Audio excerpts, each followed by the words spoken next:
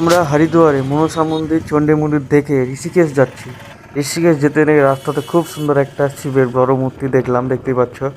তারপরে আমরা ঋষিকেশ বাজারে ঢুকে গেলাম। ঋষিকেশ বাজারে ঢুকেই আমরা দেখতে পেলাম খুব সুন্দর বাজারটা। তোমরা ঋষিকেশটা এখন 5:30 বাজলো, একটা হোটেলে খাওয়া দাওয়া করলাম, 100 টাকা প্লেট খাবার।